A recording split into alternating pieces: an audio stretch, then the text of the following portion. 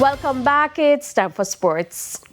Reggae Boys head coach Steve McLaren is anticipating a difficult test against Curacao in their CONCACAF Final Round World Cup qualifier on Friday. Jamaica currently sit top of the group on maximum 6 points from 2 games following their convincing wins. 4-0 over Bermuda on September 5 and 2-0 against Trinidad and Tobago on September 9.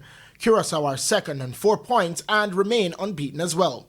McLaren, who guided the boys to a perfect start, says maintaining momentum will be key as they enter the next phase of qualification. That's going to be difficult because, I said to luckily 1/3 of the way through, got to keep momentum going. We've gathered that momentum in terms of results, so we've got to keep that going in terms of results. The Englishman also emphasized the importance of fielding a balanced and competitive squad, combining experienced internationals with emerging talents. Well, obviously you need your best players.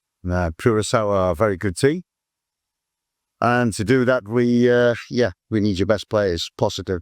But we've also added some new, younger players, younger talents.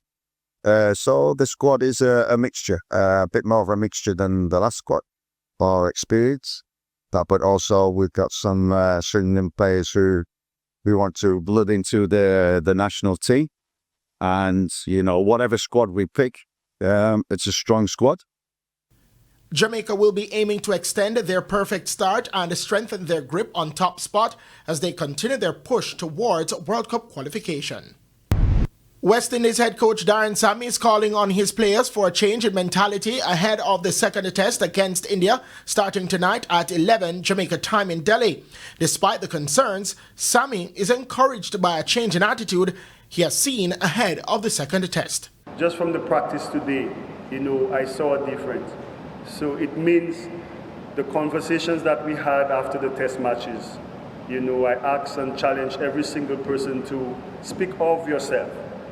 Speak about what you have to do or what you need to do in order for this team to be successful or competitive. Don't look at the man next door, look at you, your own self.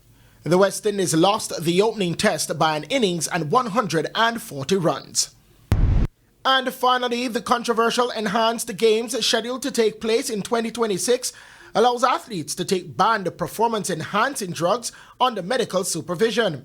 It has been criticized for endangering athletes' health and undermining fair play, though organizers say there are safety measures in place, including supervision from doctors and healthcare professionals.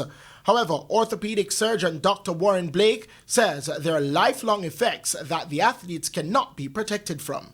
In the short term, they can ensure athlete safety. If you dope up on adrenaline, your heart rate will go up, your blood pressure will go up. And if you take too much, you can literally drop. But I suppose if they monitor the levels, they can ensure that no dramatic things happen on the field.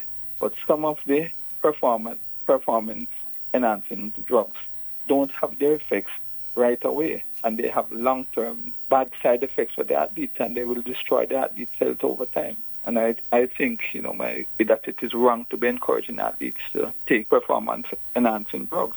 Dr. Blake was speaking on RJR 94 FM's Beyond the Headlines on Wednesday. I'm Christopher Scott, and that is your Midday Sports Report. Thank you, Christopher, and that's the Midday News. I'm Shamela Pullen. Join us at 7 for Primetime News. On behalf of the news, sports, and production teams, good afternoon.